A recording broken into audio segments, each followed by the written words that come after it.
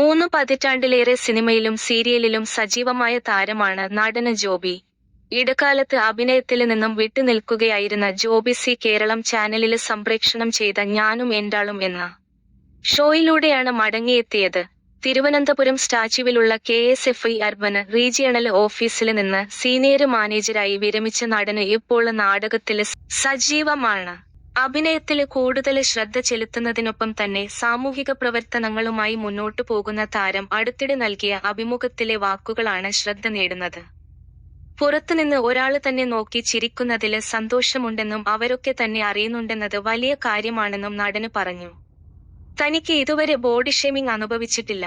എല്ലാവർക്കും തന്നെ ഇഷ്ടമാണ്.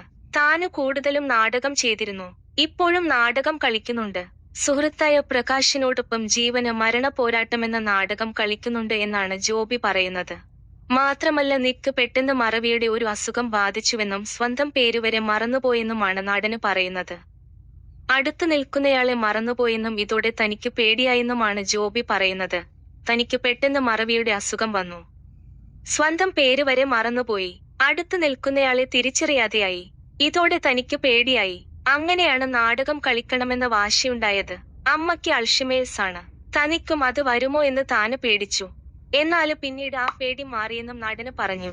അങ്ങനെയാണ് നാടകം കളിക്കണമെന്ന വാശിയുണ്ടായത്.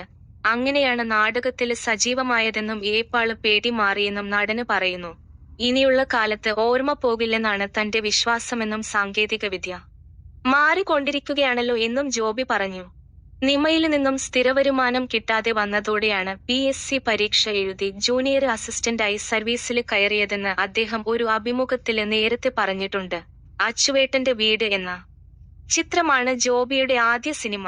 ആ ചിത്രത്തിലൂടെയാണ് ജോബി സിനിമയുടെ വെള്ളി വെളിച്ചത്തിലേക്ക് രംഗപ്രവേശം ചെയ്തതും. ചെറുതും വലുതുമായ നിരവധി വേഷങ്ങളാണ് സിനിമകളിലും സീരിയലുകളിലും ജോബി ചെയ്തത്. സർക്കാര് ജോലി കൂടി നോക്കേണ്ടതുകൊണ്ടുതന്നെ അഭിനയത്തില് നിന്നും കുറച്ചുകാലം വിട്ടുനിന്നു. ജോബിക്ക് 2 മക്കളാണുള്ളത്. മൂത്തയാള് സിദ്ധാർത്ഥ്, ഇളയ ആള് ശ്രേയസ്. ഇളയാൾക്ക് ഓട്ടിസം ആണെന്നും നടന് പങ്കുവച്ചിരുന്നു. മൂത്തയാള് ഡിഗ്രി കഴിഞ്ഞു. KSFIയില് തന്നെ ബ്രാഞ്ച് മാനേജര് ആയി ജോലി ചെയ്യുകയാണ്.